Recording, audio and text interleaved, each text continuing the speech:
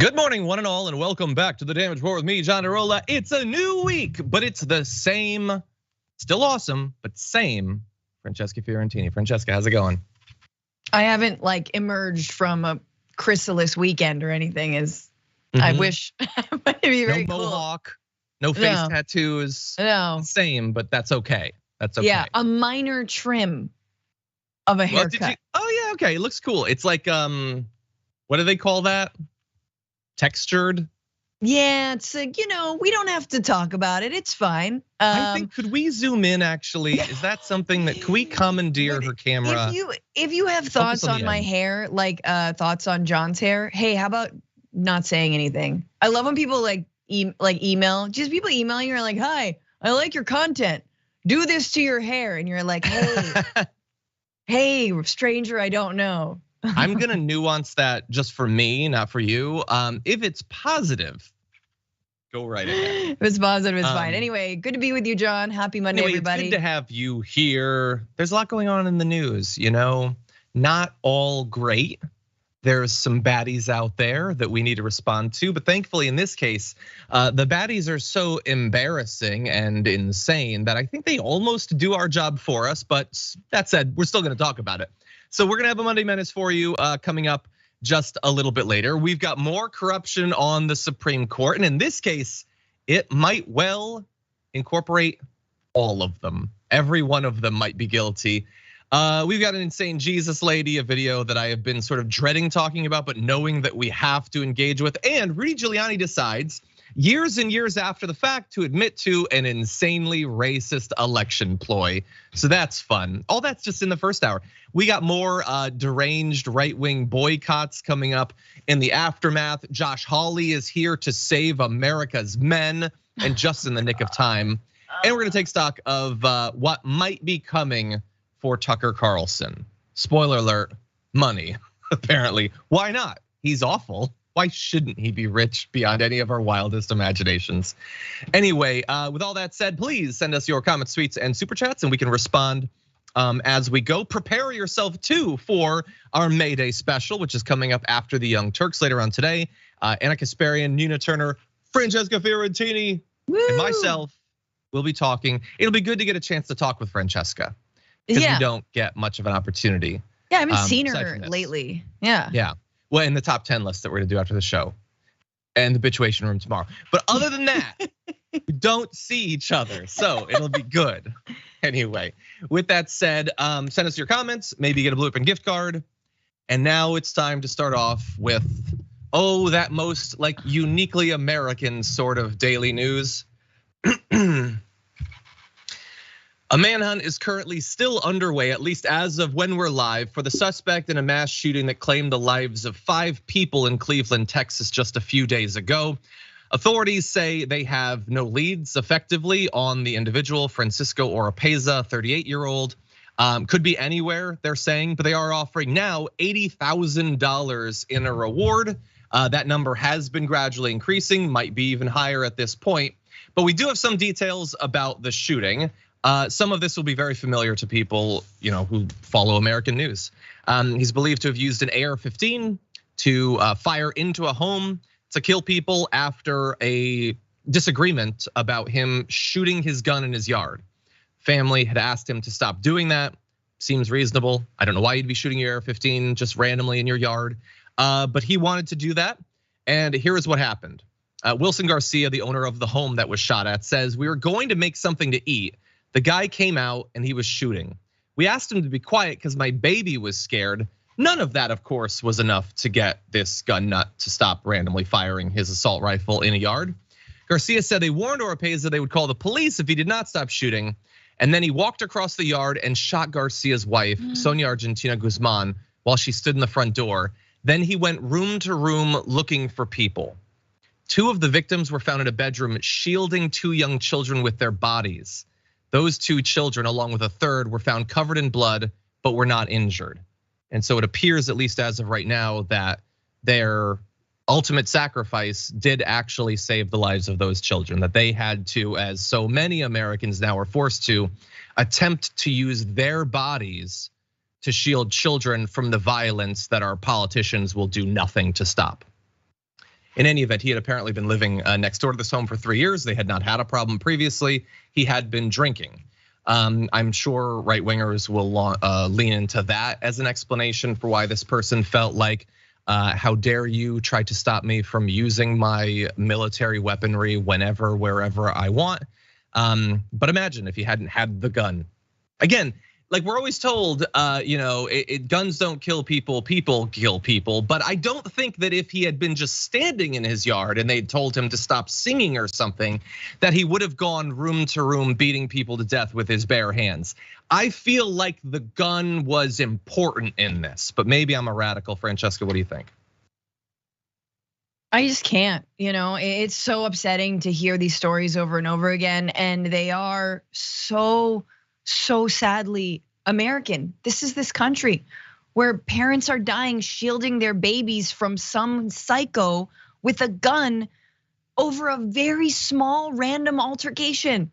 And that's it. These kids don't have parents anymore. And it's just another Monday in this country. And like what that feeling you feel is like the feeling between you want to cry and then your heart just kind of hardening to this disgusting reality. And what I think we really should do, take a beat and then get angry as hell. And that's what people all over this country, from Tennessee to Texas, have been doing. And we cannot become desensitized to this.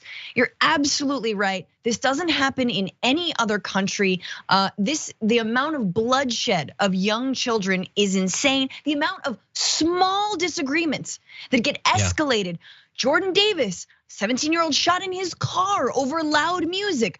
Ralph Yarr, who got away with his life for ringing the wrong doorbell. I mean, when is it enough, right? And of course, there's the focus on the victims. Of course, there's a focus on the drinking and all that stuff. It doesn't matter, y'all. Let's focus back on these guns, these weapons of war. I just need to like do some Shiv Roy and just like, have a cry time. I think we all just need cry time. Please book me the conference room, i.e. my closet, to get some cry time in. Yeah, let's focus on the guns and how uniquely deadly they are, not just in their ability to kill people, but their ability to facilitate people choosing to kill people. Like I made the comparison there to, obviously the guy was not going to run from room to room chopping people with his hands, obviously. But does anyone think that in those cases that you listed Ralph Yarl, we could talk about the woman who was shot in upstate Connecticut because they pulled into the wrong driveway, the cheerleaders who were killed in Texas. People get killed with other weapons, but does anyone think that in those cases, you pull your car in a driveway, the homeowner, terrified at everything because of the years they've spent watching Fox News, was gonna pick up a knife and run out to the driveway, open the door and begin stabbing people? Does anyone think that? Does anyone think that the cheerleaders would have been killed with a knife? Does anyone think any of this? No, it is not just that it's easier to kill people. It's a coward's weapon. I'm sorry, it's a coward's weapon. Also, let's be real. Guns are cowardly weapons because you're at a distance and you're just shooting randomly and you're with your crazy shaky hands and look, that's what cops are. If cops actually went around with billy clubs, the way it used to be in the day, like we'll see who they decide to run after and who they don't. You know what I'm saying? Yeah, it makes all of these men, 99 times out of 100, feel like, oh, it'd be so easy. All I have to do is just do this. I just do this and I'm a big man. I just do this and I'm not scared anymore. I just do this and I'm young and virile again. That's all you have to do. And then all your problems are solved. And so they do it. And it's so easy and quick. It's not like thrusting a blade into a person, feeling the life drain out of their body. They're just over there. I just shoot them. I just shoot at him. The house. I just shoot at the house. Oh, there's a car. I'm scared of the car. The car is very scary, so I just shoot at the car. Yeah. Do we every single day another case like this where no one whose like reputation isn't based on gun nuts loving them or paycheck isn't written by the gun manufacturers can doubt that these would not happen if these individuals had not had guns. Guns do not make us safer, like the right wingers say. Guns take normal situations that would just pass and they turn them into tragedies. That's what they are designed to do.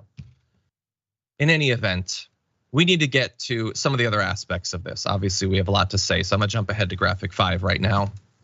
There's this awful tragic shooting in Texas, and Governor Greg Abbott, because he is the worst, decides to make it worse. It would seem difficult to do that, but he found a way.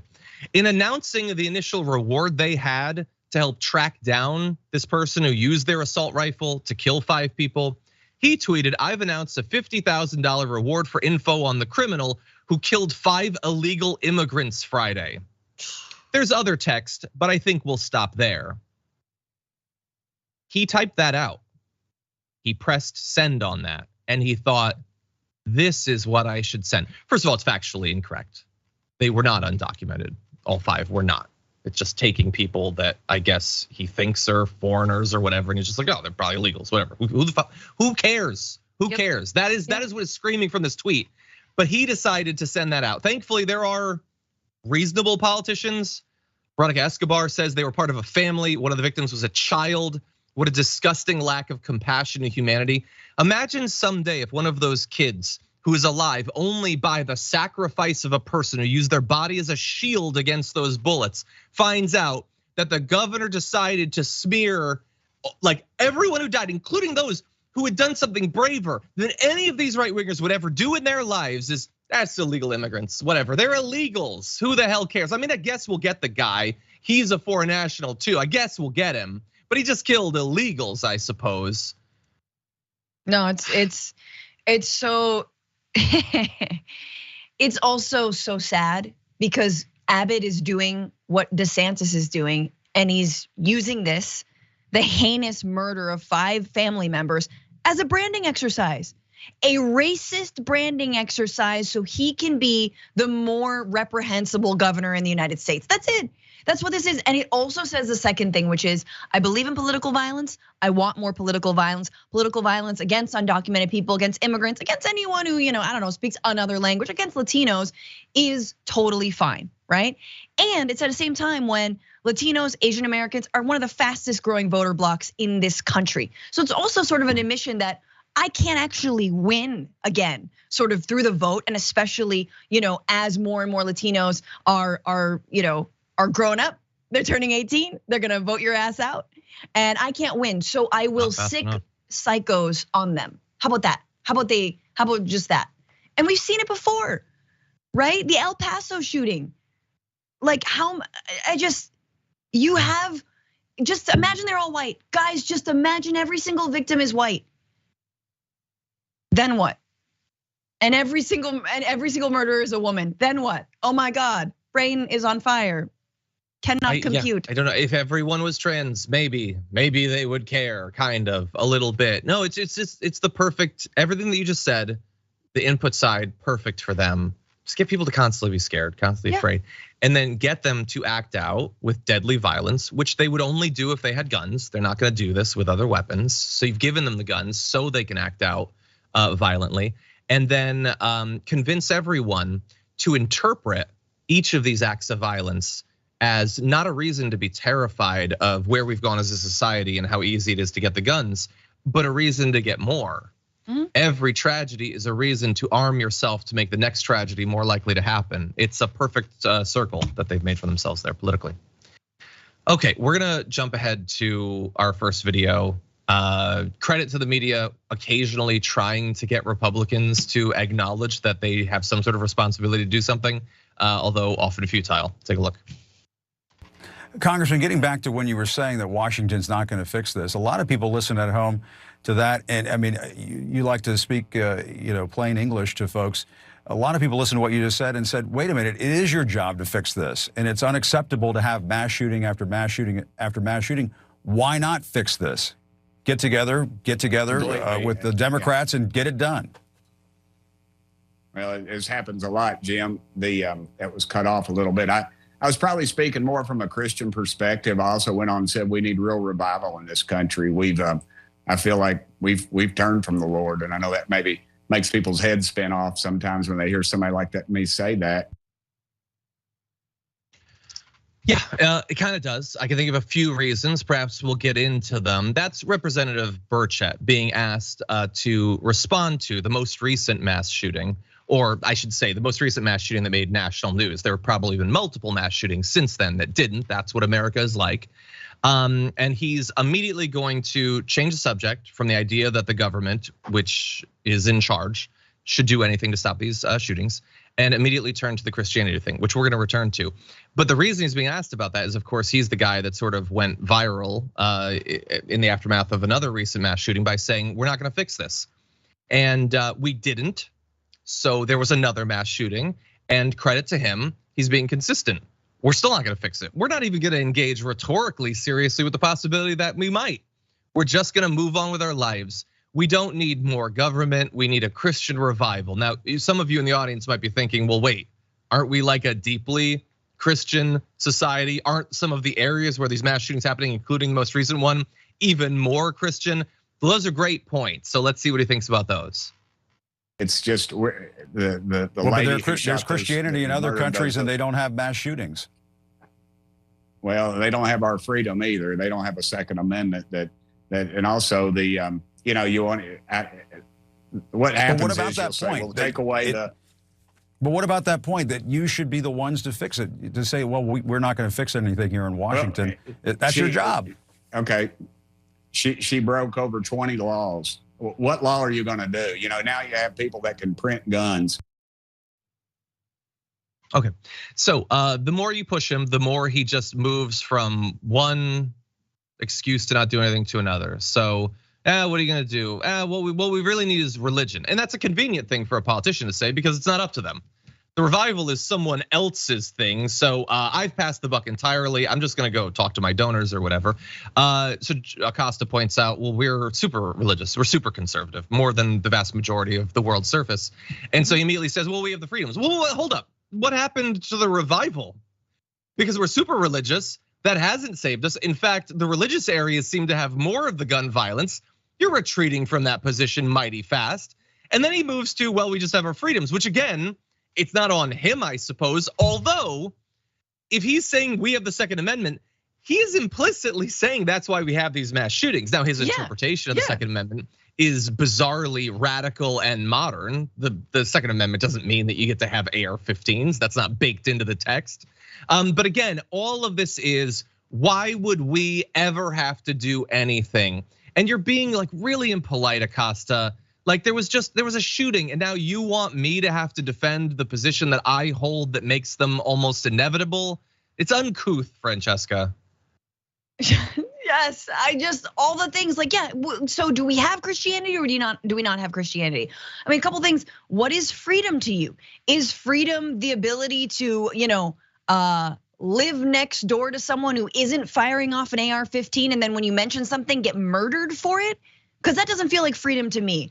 Or is freedom just squarely within the drunk guy who wants to fire off an AR-15 and then murder his neighbors? And cool, fun, because I don't mess with that kind of freedom. And then secondly, and Acosta was hinting at this, sir, what do you think the job of an elected official is? Oh, wait.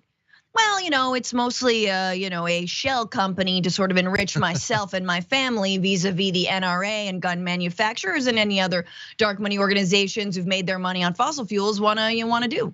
Oh, tight, great. Now let's move on because we're gonna vote your ass out. Like seriously, this is how little accountability politicians have in this country. It's just incredible. We're supposed to be held accountable every time. Right, like someone from, well, not a Christian religion, but every time a Muslim does something wrong, every time a woman, every time a black person, every time a queer person, every time, a leftist, you must hold your entire group accountable as if you represented everyone. But politicians are never held accountable. When are you gonna be held accountable for the stuff you are not doing, right? And so it's the most fragile, easy, phone-in position you can hold in this entire country. Convinced. You will be held accountable more for getting the fries wrong at a McDonald's franchise than you will sitting as a congressperson. Yeah, no accountability whatsoever.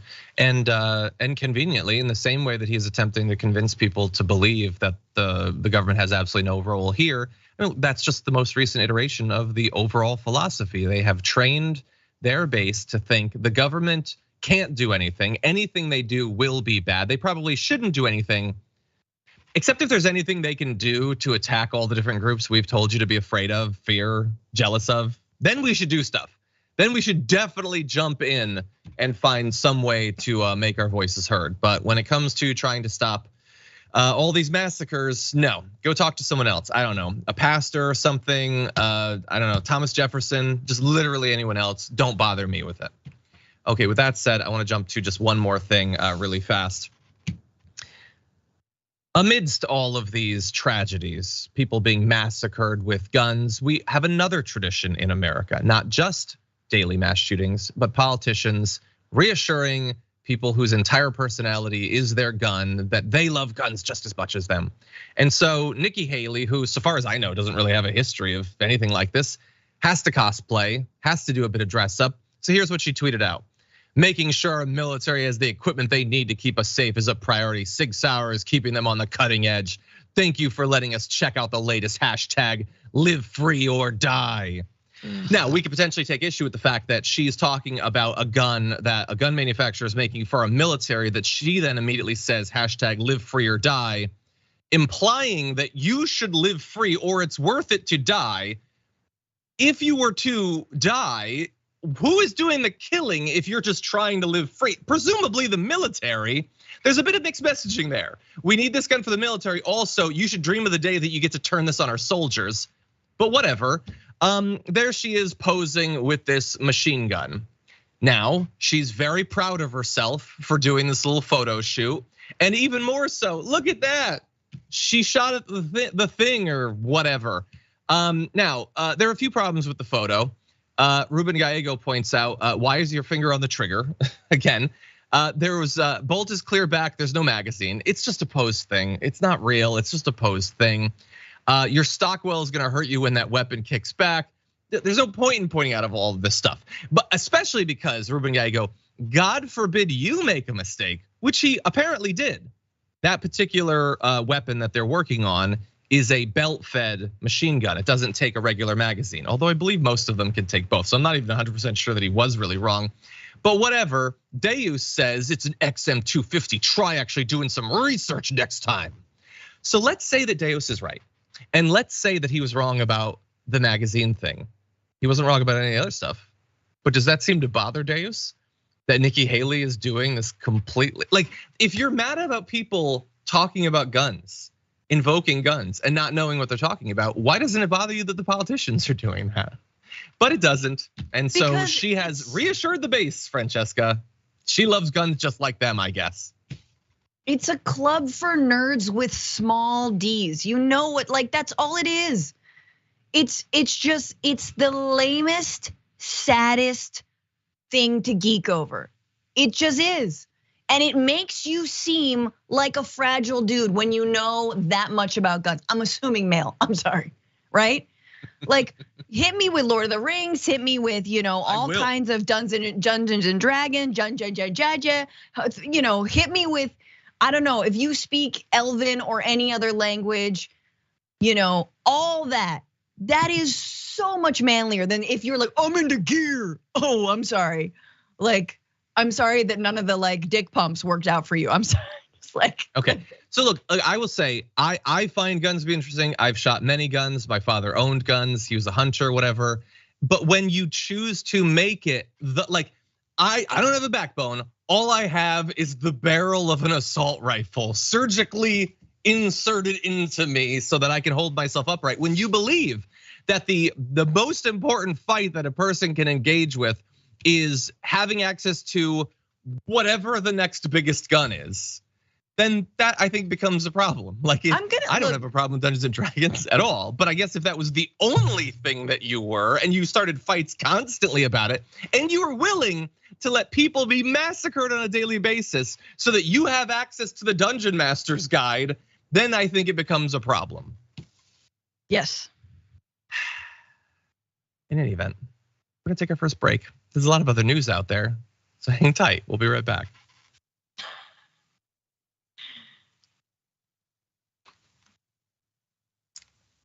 Okay, so Nerdopithecus says, the Elvish language is called Quenya. Do some research.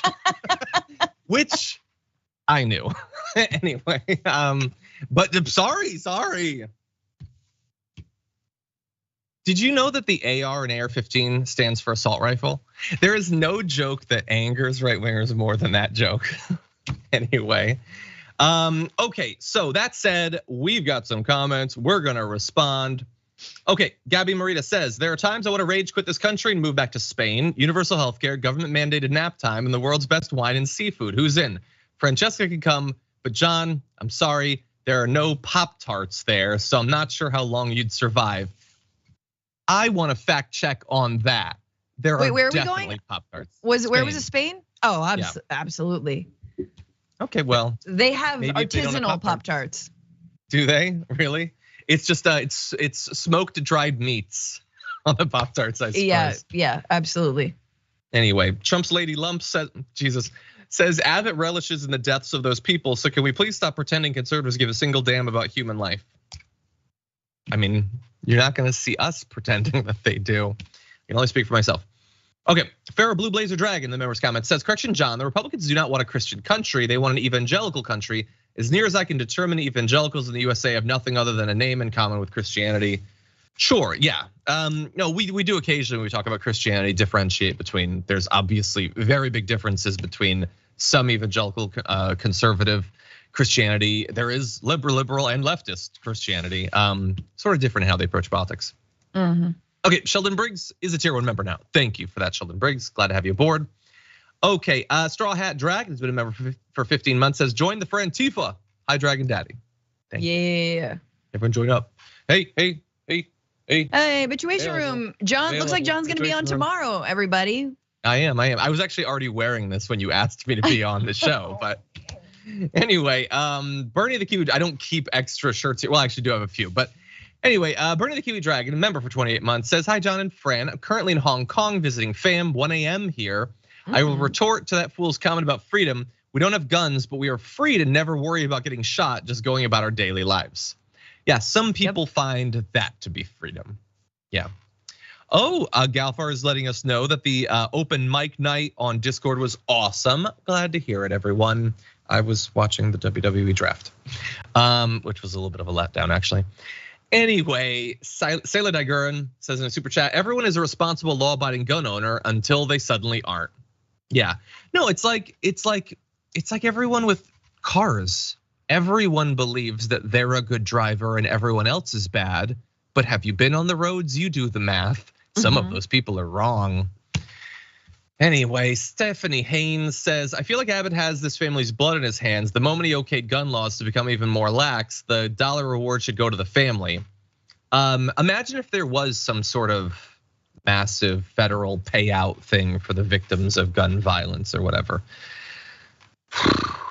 No, honestly, generally it's like the people who do the shooting end up raising tons of money on those sorts of crowdfunding things. And imagine what a low bar that is. Ooh, yay, we can have a pool of taxpayer money to pay you for the child that you lost. What? Doesn't help, yeah.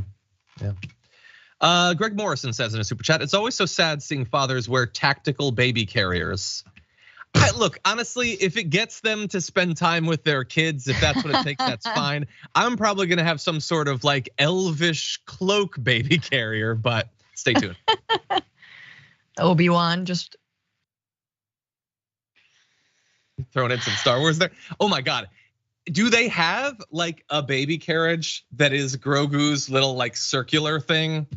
Because they should. I mean, that's why I had like I wasn't gonna have a kid, and then I started watching Mandalorian, and I was like, well, now I need a baby Yoda. Oh, I don't know if they have it, but if they do, the carrier. They definitely should have a carrier that's like Mando themed or.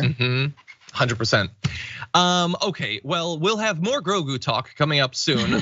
But first, let's see what's going on over on SCOTUS with this.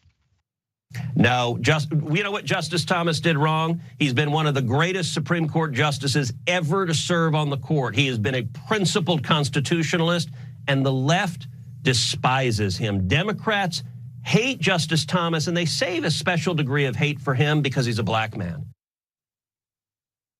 It's a bold claim in the wake of weeks of ever-evolving and increasingly distressing news about the enthusiastic corruption that Supreme Court Justice Clarence Thomas has engaged in.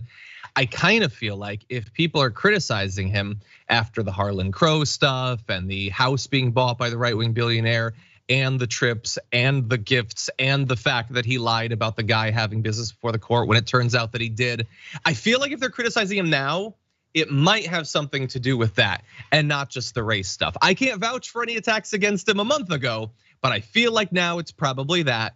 To be fair though, it's a senator. We should show the senator some respect. Here is him making the case. And their view is an African American is not allowed to be a conservative, is not allowed to disagree with left-wing orthodoxy. You know, Justice Antonin Scalia, whom I knew well, was every bit as conservative as Justice Thomas. The left didn't heap that kind of contempt on Justice Scalia. Justice Thomas, they view as a traitor because he is African American and he's an extraordinary justice. Okay, you'll notice that he is not citing specifics as to why Clarence Thomas is this amazing originalist or whatever. By the way, he's an active participant in destroying well-established, decades-old precedent. Get out of here with the nonsense about his supposed judicial philosophy. Clarence Thomas could have been a Republican congressman. Instead, he's a Supreme Court justice. He's a political hack either way. That's all it is. If law scholars want to make a case for why he stands out and is impressive in terms of being a justice, then I leave that challenge to them.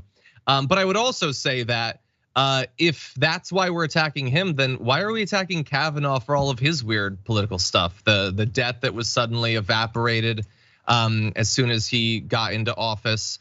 Gorsuch, for instance, the land deal that he did. Those guys seem pretty white to me, and I feel like we're criticizing their corruption. What do you think, Francesca? I just think it's sad, that the woke mind virus has infected Senator Ted Cruz, who has spoken out about, in fact, has an entire book called Unwoke, and yet even he is susceptible to seeing color, which is the first step in Marxism, as we all know. So that's very sad. It's just amazing, right? Like when the right wants to use race to make a point, they do. And when it doesn't work in their favor, because of the way structural racism and white supremacy generally tend to work, they say it doesn't exist. Yep. But if they have to hold up someone like Clarence Thomas, who is insanely backwards and reactionary and an extremist, and his wife, of course they're gonna, oh, you don't like him because he's black. No, absolutely, that's not why. So yeah, and just like, yeah, it's incredibly rich that he's utilizing that, and it's so gross because it's like he's basically saying like, no, Clarence Thomas is our pet. You know what I mean? He's our model minority, right? He's ours. We have him and Tim Scott and Candace Owens, and that's it. Look, if he wants to try to make the case that people show insufficient respect to respected judges who are black, I would remind him, and I will remind all of you, of his interaction with soon to be at that point Supreme Court Justice Ketanji Brown Jackson in this video. Thank you. Do you agree with this book that is being taught with kids that babies are racist? Senator,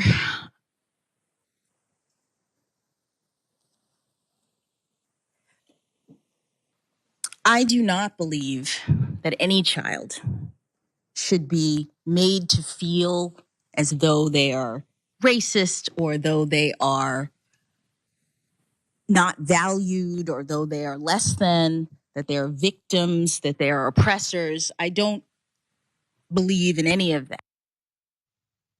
So to be clear, if you point out that a Supreme Court justice receiving literally millions of dollars of financial benefits over the course of decades from a guy whose stated goal is to remake the American judiciary, you are racist. If instead you bring up this dumb book that she's never seen to say, oh yeah, you think even babies are racist because someone else wrote a book that you've never seen, is that right? Then that's not racist, that's just totally cool. What do you think? I love this. This is a great moment. in, I think, congressional history, Senate history, is just him showing like different poses of himself, like racist baby, me, racist baby on my head, racist baby over here. Like, yeah, exactly. It's the grilling of Ketanji Brown Jackson was the most racist display we have ever seen. But again, it doesn't matter. Clarence Thomas is a tool, and look, he was bought by a billionaire to be a tool, and that's just what we know of. And of course, this week we know even more, which I know we'll get into. Exactly. Yeah. No, he's not unique in that. Plenty of, like, the reason we're worried about Kavanaugh and this financial transactions is because we worry about the corrosive impact of money on what the Supreme Court does. But he is one of those people. We're not going to pretend that he's not just because Ted Cruz thinks he's come up with a clever trick. That's not actually how that works. In any event, let's talk now about the Supreme Court in a bit more detail. Justice Samuel Alito believes that you are all being very unfair to the Supreme Court. All this investigations, all this research showing decades of corruption for Clarence Thomas and now Neil Gorsuch, and there's a lot of concerns out there. The fact that you're talking about it is unfair. He says practically nobody is defending us. That's literally a thing that a full-grown adult and member of the Supreme Court said. We're being hammered daily, and I think quite unfairly in a lot of instances, and practically nobody is defending us. The idea has always been that judges are not supposed to respond to criticisms, but if the courts are being unfairly attacked, the organized bar will come to their defense. But if anything, they've participated to some degree in these attacks. Yes, we're not supposed to have to defend ourselves. We're certainly not supposed to have to actually submit to any sort of oversight, and we're not going to. All of them say there should be no investigation, there should be nothing, and that includes the supposed Democrat, nominated ones on the court. But we shouldn't defend ourselves. Every other aspiring judge, every lawyer, they're the ones who should defend us. Even as we're making the entire field look thoroughly corrupt. Yep. We're making them look bad. Yep. They should be defending us.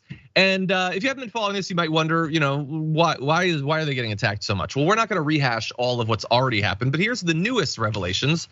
Justices on the Supreme Court apparently benefited from lavish teaching trips funded by the conservative Antonin Scalia Law School at George Mason University. An interesting tie to what Ted Cruz was saying. The law school sent justices on trips to European tourist spots as part of teaching programs. So here are some of the trips. Neil Gorsuch got to go to Italy back in 2018, Iceland in 2021, where Elena Kagan joined him.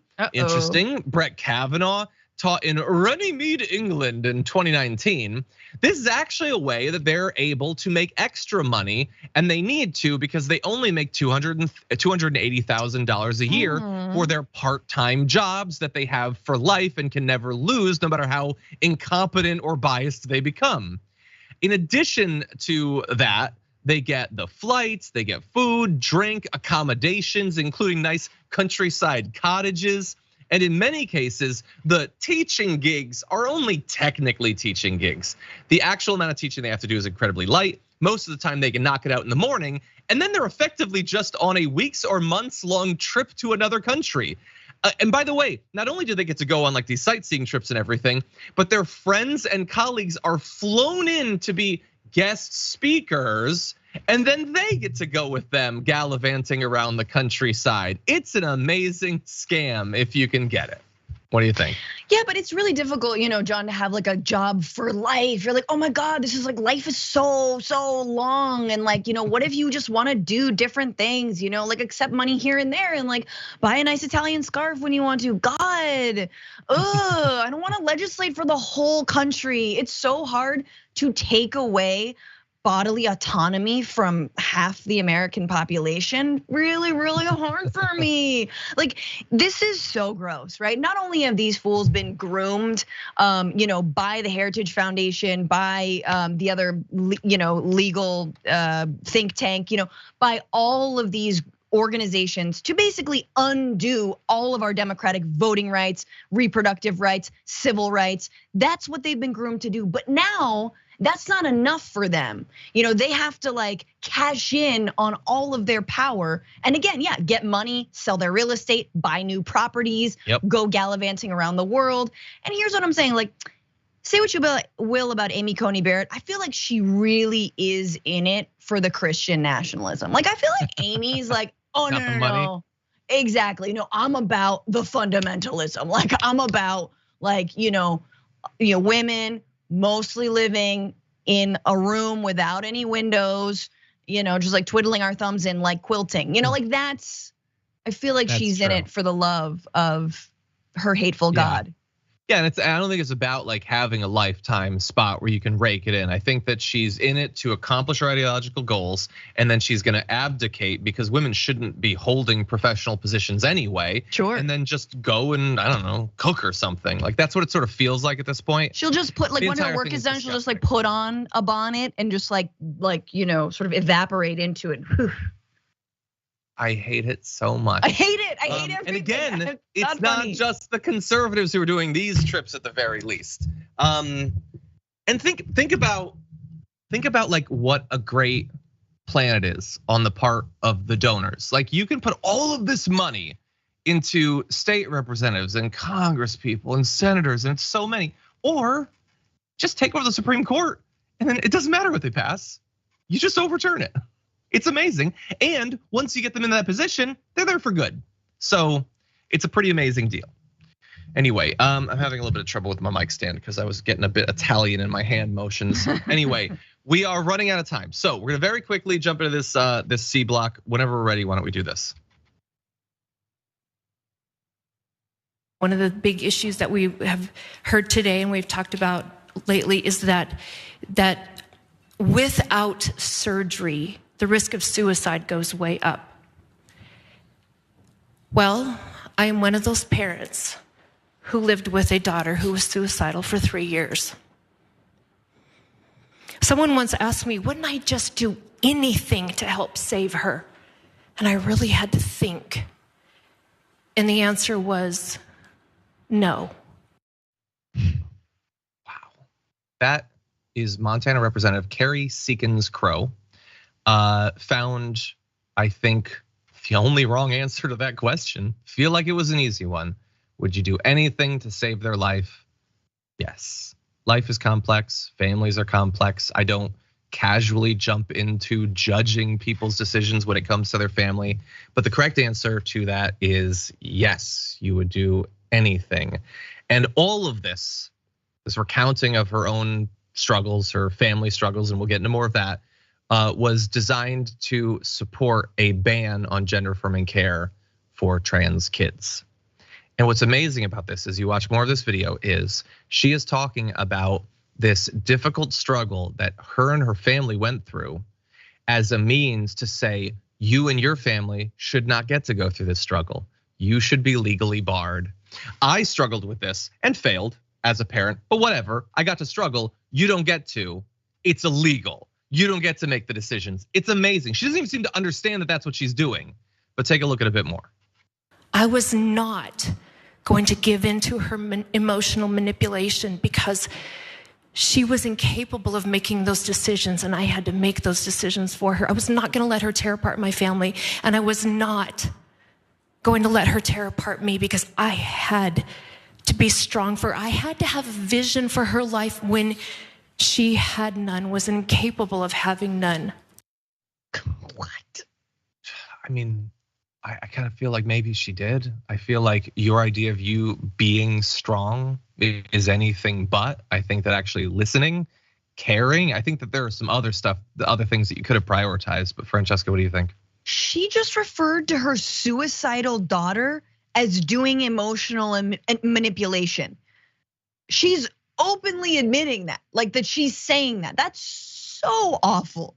Like even if you thought that a little bit, you don't. You realize what that sounds like? You're just being dramatic. Oh God, I'm gonna kill myself. And okay, so that's over there. The second thing is she's saying, I'd rather my child die and I'd rather your children die than get gender affirming care, than live their true selves as a trans person. That's what she's saying. And then finally, this doesn't surprise me, guys. We are talking every single day about gun violence and the lack of gun control, no matter how many children have to be murdered at the hands of psychopaths. Nothing ever changes. This is a death cult party. You think they care about gender affirming care? No. if her daughter was gunned down in a school, she would side with the gun. So why do we expect them to have empathy when it comes to trans people? They don't.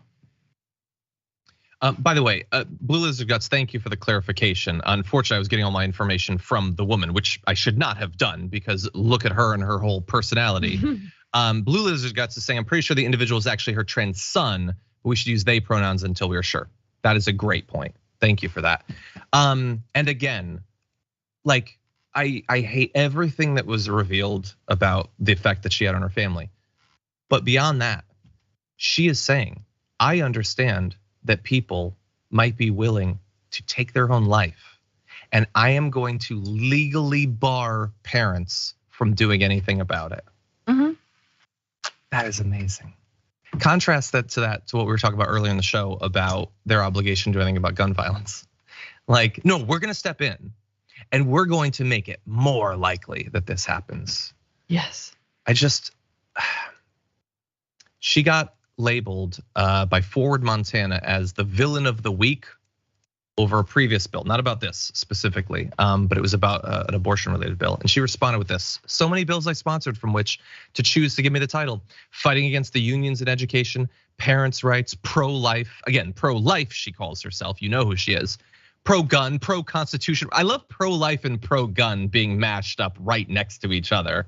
That's amazing. You know, guns, those things that contribute to life.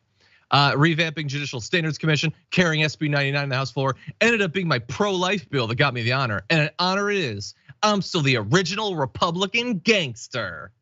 Just a reminder of who she is. That's who she is. The original Republican gangster who wants to legally tie the hands of parents who are worried about their kids. Jesus. That Karen went crazy in the Ann Taylor. Look at that. Look at that. That's just like the Karenicity of that photo. Can we just like look at that? This is like Barbie, midlife crisis Barbie right here. More like causing a crisis for your family, Barbie. Also I think. that. But okay, we're gonna take a break, everybody. When we come back, we got more.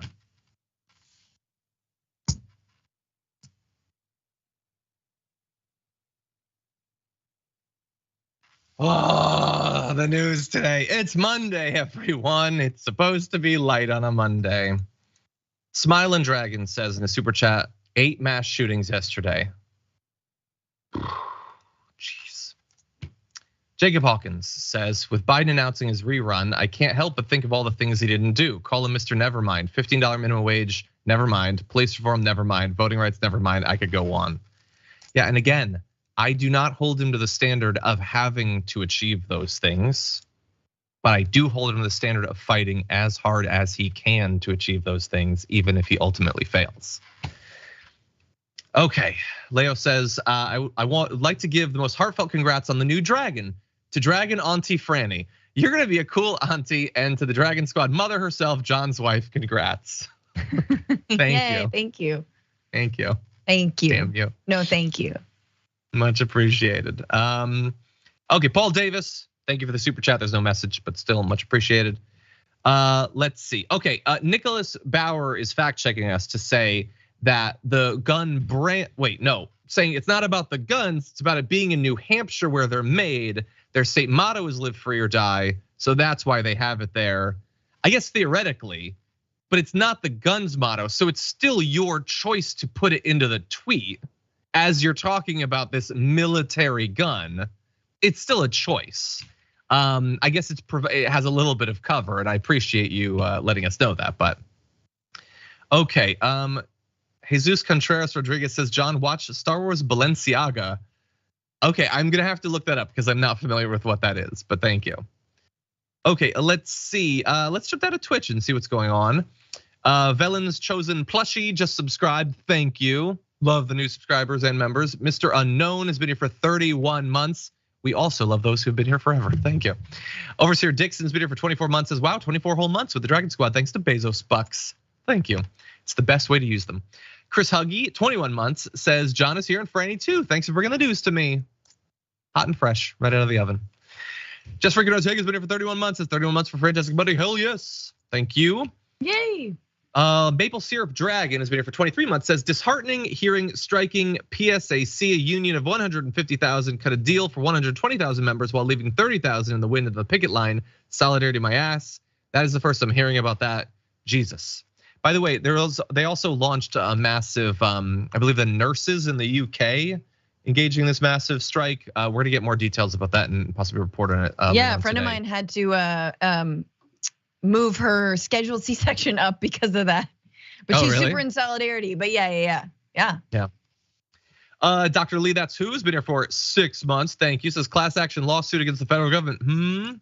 I assume that's for an expectation that they should do something about guns. That would be nice. I wonder if they would be shielded in the same way that gun manufacturers are shielded like no other product in America. I wonder if the government would be shielded because it has to do with guns. I don't know. Let's find out. Okay, Chipmunk PDX been here for 29 months, says happy to celebrate my resub with my favorite geeky TYT show. Hope you take a break from the depressing news to recharge some amazing board games.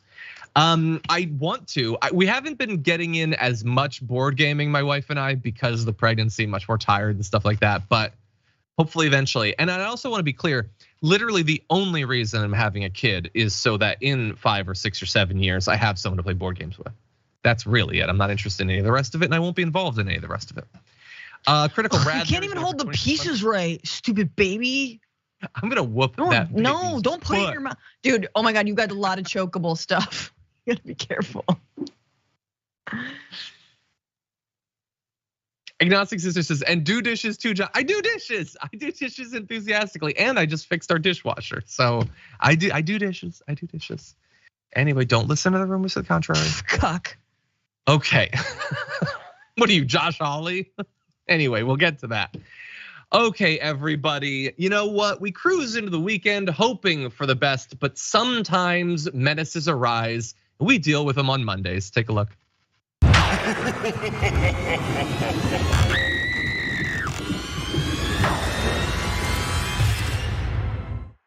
Here's what I found out this week. There is a website, you may or may not have heard about it, called Pornhub. It is a disgusting porn website. As a matter of fact, it should be illegal. I don't even know why it exists. But Hunter Biden used to have multiple accounts on this Pornhub pornography sex website.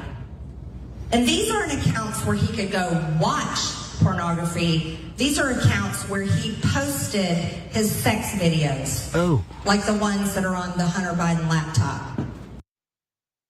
This is changing everything. She just found out about Pornhub, and I just found out from her finding out. And now we both know about it. And it does sound pretty crazy.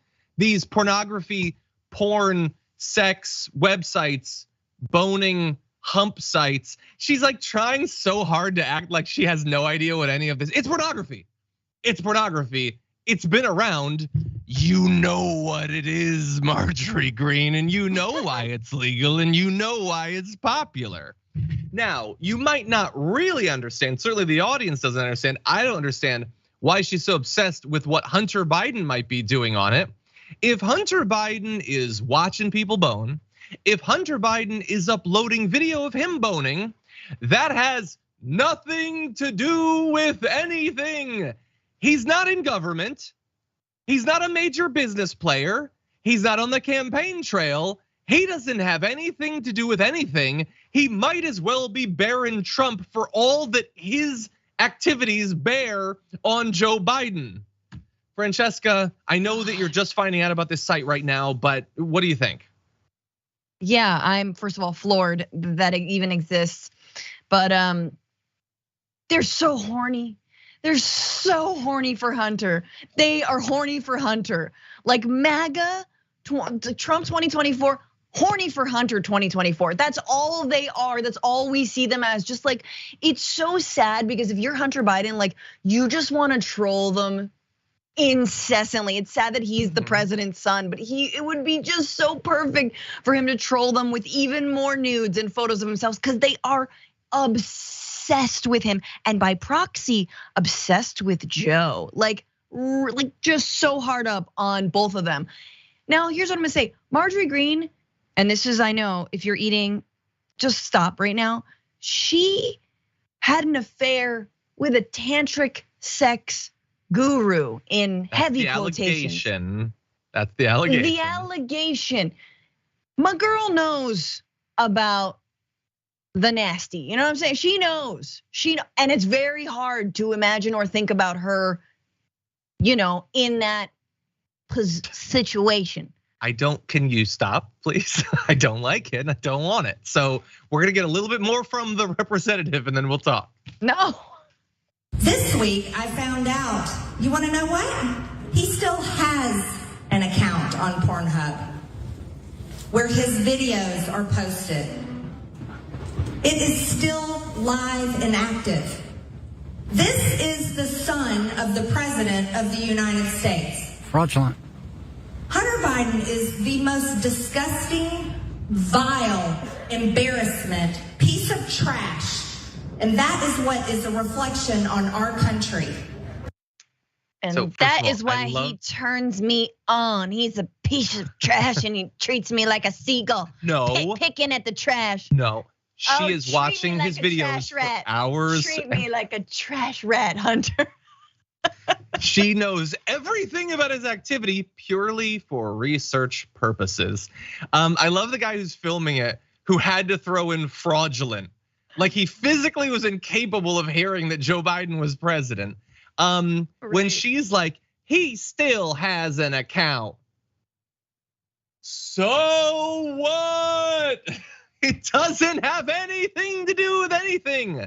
Except that it kind of does. Not that he has it, nobody cares about that, but that she cares because everyone needs to understand. And for some of you who might be new to following American politics, you might have sort of absorbed over the years the idea that the right is interested in freedom. I want you to tell me, do you think that if you are legally barred from watching porn, which she wants you to be, do you have any freedom? Honestly. If you're barred from that, I mean, look, there's already a lot of reasons to believe we have no freedom. You literally can't burn an herb and smoke it or whatever. I would argue you have no real freedom now, but they want it to be illegal for pornography to exist. And I also have to point out that while we're leftist or whatever, we don't like what she's saying, it is not just the left that's going to have a problem with this. Not only statistically, because according to the Journal of Economic Perspectives, states ranked by porn consumption show quite a bit of conservatives there. Utah's the most. Only Hawaii is getting blue state down and dirty. The rest of those are red states and they love them some porn. But beyond that, she's saying that because he had pornography, lascivious imagery out there, that he is a disgrace to the country. You know who else posed for nude photos? Former First Lady, Melania Trump. Is she saying that that is a disgrace to the Trump family because she had a modeling career? And I will also remind you, she groped a cardboard cutout of Trump live on stage. That's softcore pornography, and she did it very enthusiastically, and it's still up to this day. Anyway, with that said, that's all the time we have for the first hour of the show. Thank you, everyone. We got more to come in the aftermath, so don't go anywhere. We'll be right back.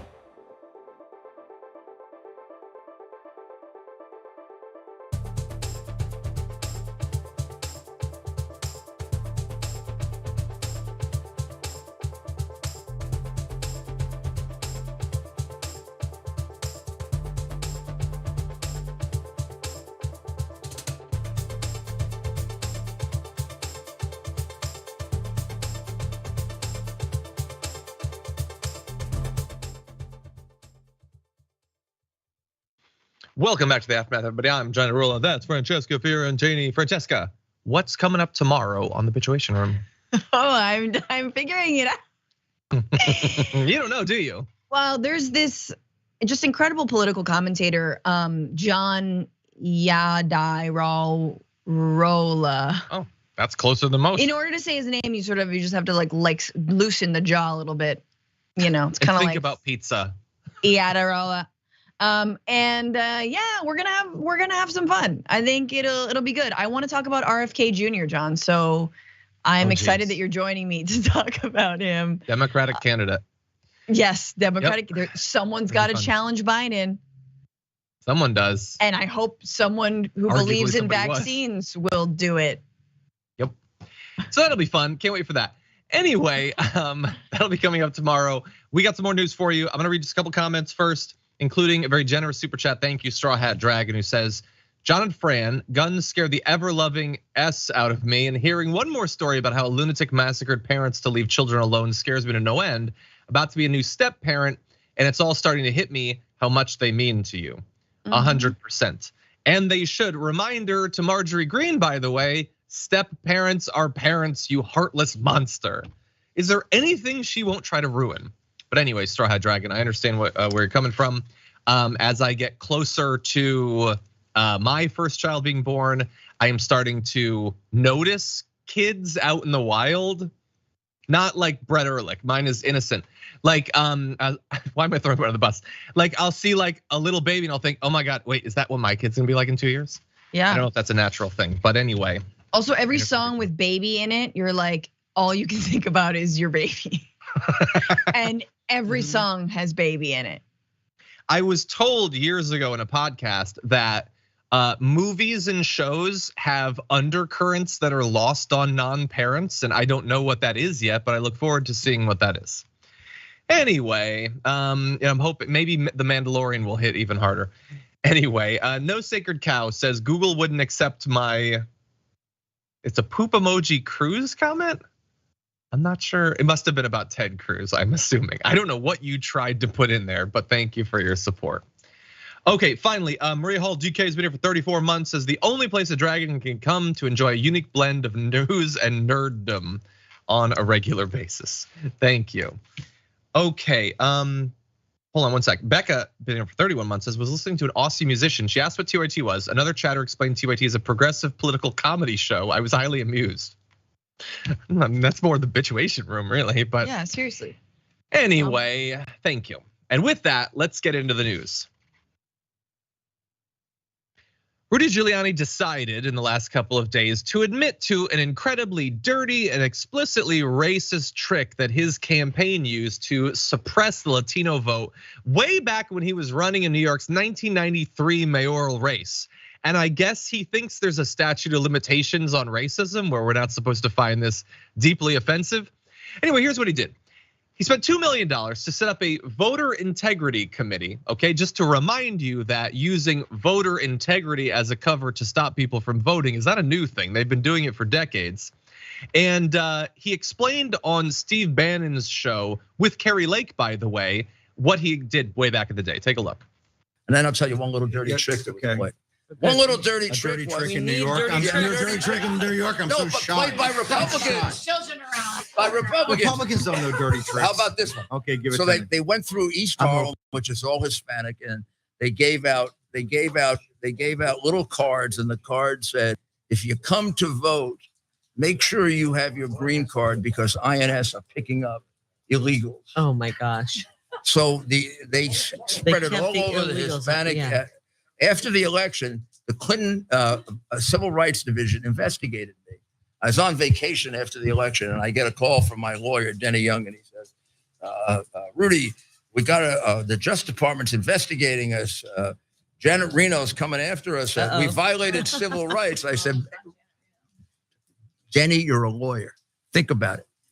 What civil rights do we violate? They don't have civil rights. But all we did is prevent people who can't vote from voting. Yeah. Maybe we tricked them, but tricking is not a crime." Yeah. I love the cover at the end. That's all they're doing. They're just trying to stop people who can't vote anyway, which legally can't vote, and thus their vote won't happen. It won't matter.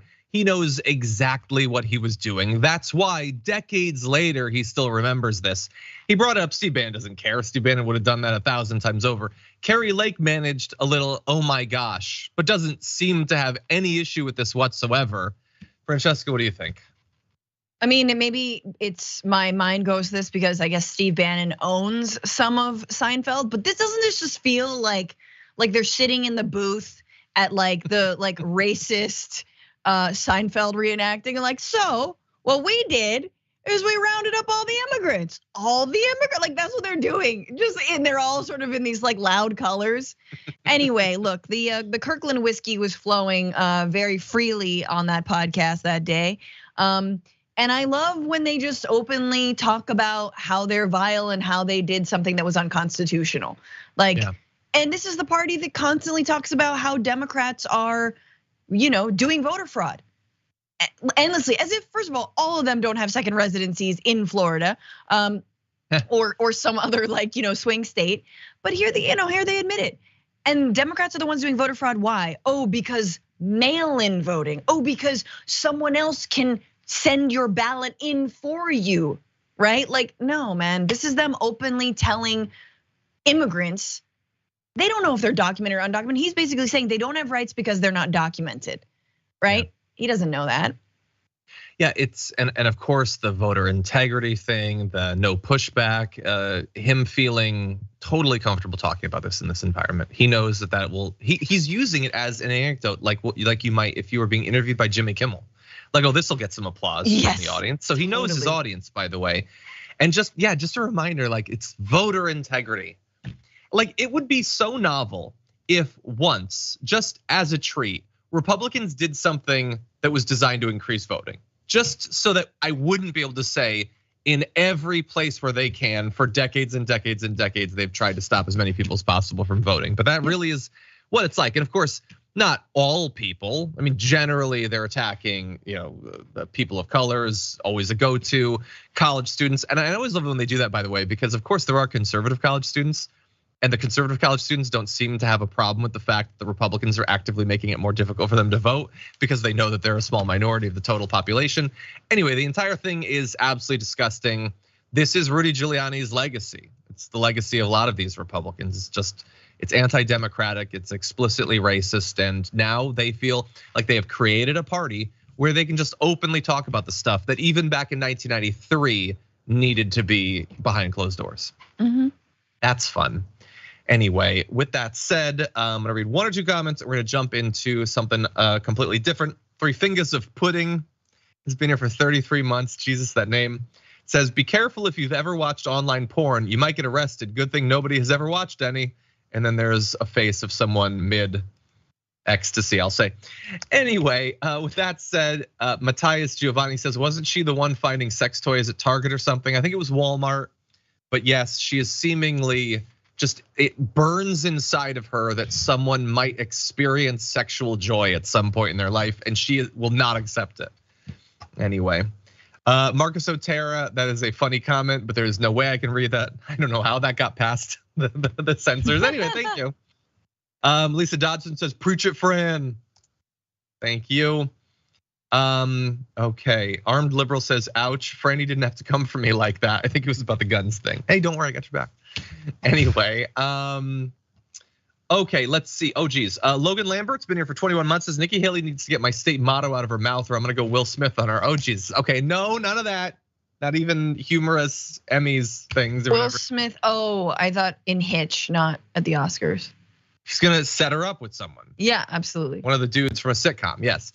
Non-Human Humanist gifted a membership, thank you. Cloud Dragon gifted one as well, thank you so much.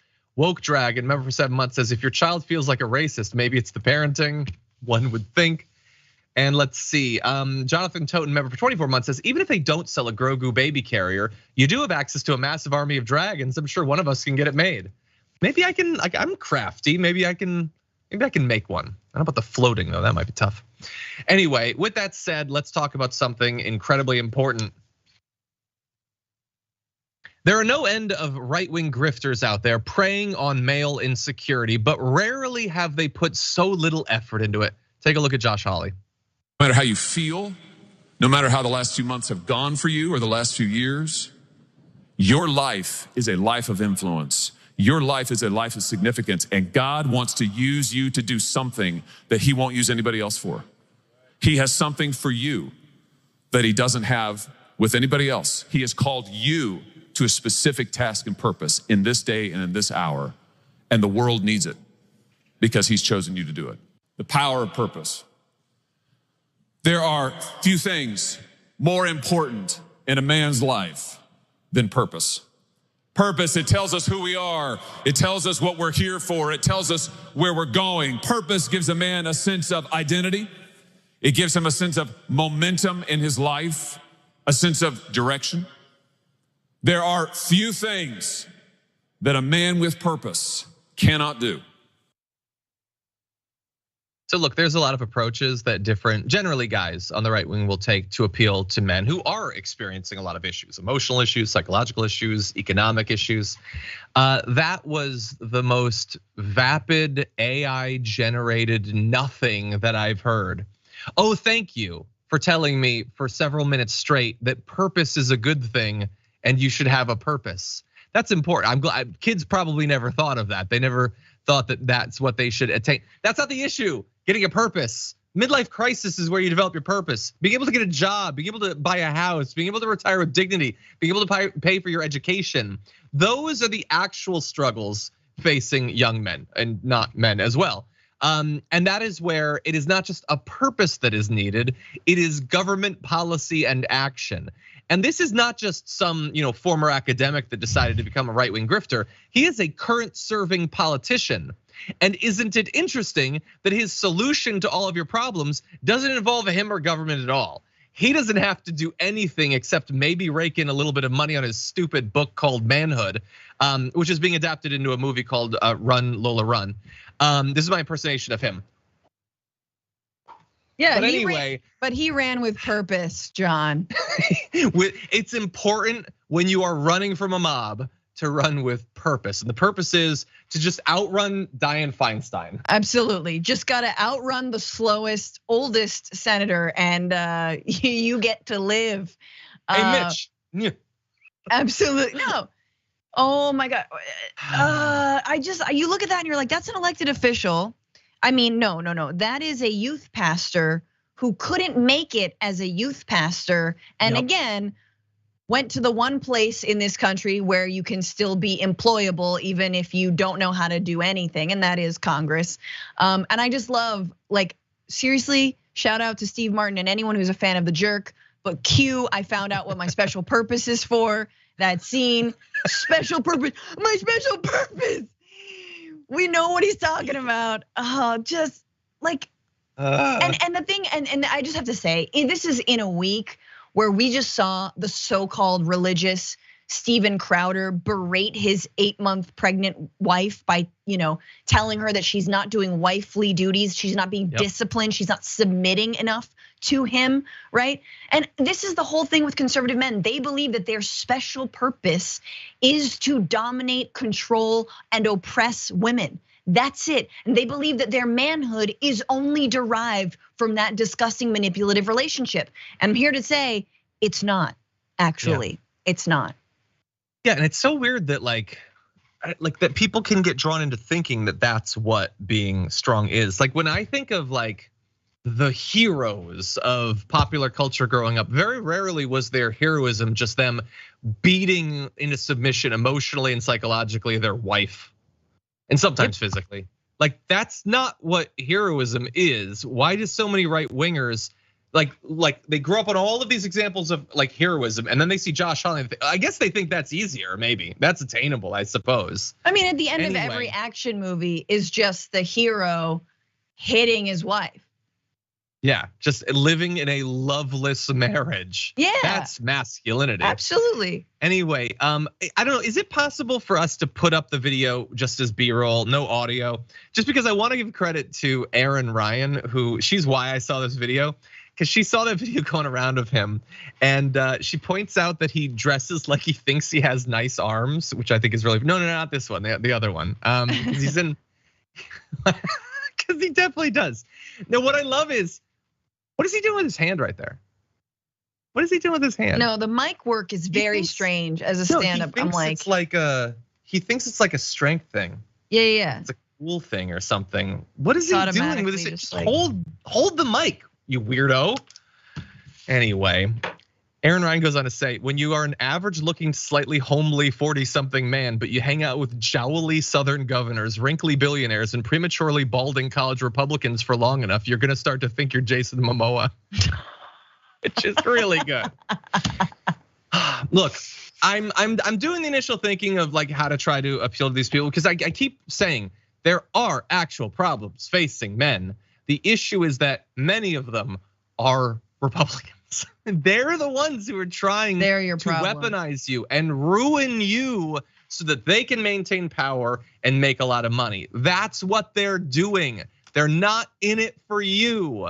And your problems are solvable. Success is achievable, but not if you go through your life thinking that the solutions to all your problems are that people who are unlike you in a variety of ways need to suffer more. That is not actually the solution. It's Labor Day, guys. The problem is capitalist exploitation. Yeah. There you go. Can I say, this is my first draft, okay? Sure, go. Because apparently it's super easy to do this grift. You see, gentlemen, purpose is the driving force behind every man's life. It is the beacon of light that guides us through the darkest of times. It is the compass that leads us to greatness. Without purpose, a man is like a ship lost at sea, aimlessly drifting through the waves with no direction or destination. It is essential for every man, young or old, to understand the significance of purpose in order to live a fulfilling and meaningful life. And that took like 5 seconds to generate on ChatGPT, and it is indisputably better than Josh Hawley's actual speech there, which admittedly probably was generated by ChatGPT. That or a ghostwriter, because he definitely didn't write this stupid book that he has coming out. Anyway, with that said, okay, let's, we got time. We can do one more story. Hold on one sec. Styx Dragon says, my name is pronounced Sharon. I apologize. I've only been mispronouncing that for 3 years, maybe. Apologies, Sharon. Apologies for mispronouncing it in the past, and apologies for promptly starting to mispronounce it again wrong in the future. Apologies. Thank you for being here. Anyway, with that said, let's jump into this. Who do you like? I've been hearing Tucker. Tucker? Yeah. Oh, that would be hilarious. Wouldn't it? It would be the first presidential ticket ever with 2 sober people running for the presidency of the United States. They both don't drink. It would be hilarious. Yeah. It really would be something. And they both never ran for an office. Yeah, right? 2 media stars, Trump, Tucker.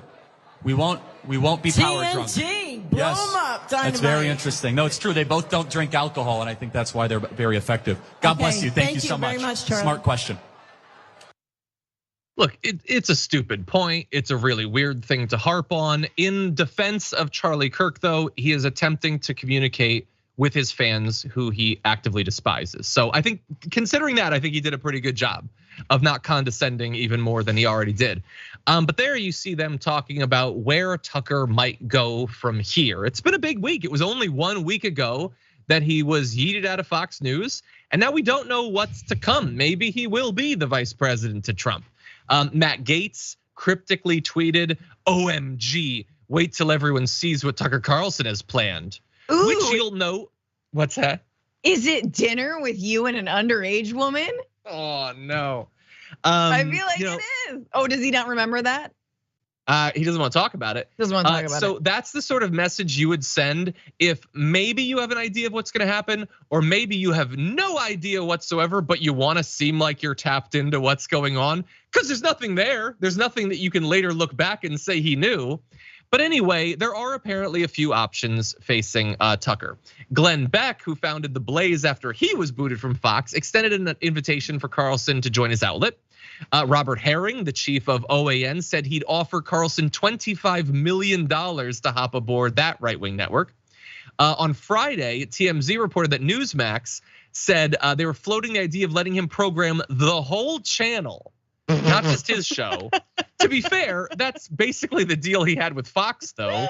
And Newsmax is like if you were to like run Fox through a photocopier and then the copy through the copier and then the copy through the copier like 10 times. So I guess, I don't know, like a relatively dim-witted orangutan could program all of Newsmax. But anyway, they say they haven't talked to him. It's a perfect fit. Also, Russia Today is offering some sort of position. They have not been very specific about that, but they tweeted at him to join up. So there are options in front of him. Francesca, what do you think? I just think this is amazing.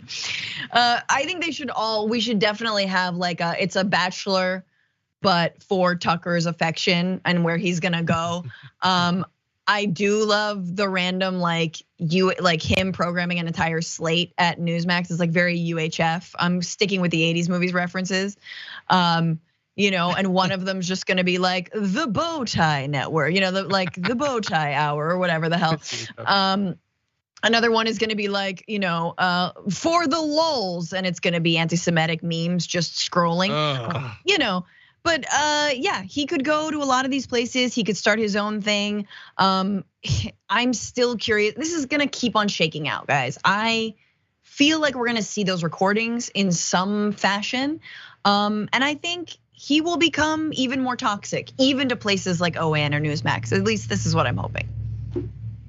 And we'll see. The thing that I don't know exactly where he's gonna go. I'm assuming he will be even worse wherever he ends up. But no matter what happens, he's gonna be paid tens of millions of dollars. And it's a reminder that nothing makes sense and everything is awful, unfortunately.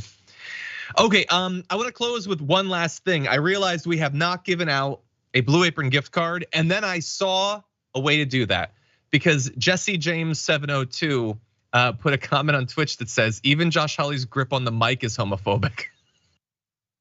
That's pretty good. So you just won a Blue Apron gift card. Send an email to rewards@tyt.com with your first last name and your handle, and they'll get you set up. Thank you everyone for watching. Thank you, Francesca, for being here. Everyone check out both of us on the Bitchuation Room tomorrow. We got a top 10 list coming up later on today for our tier 2 and tier 3 members on YouTube. For now though, stay safe out there, stay sane out there. I'll see you soon.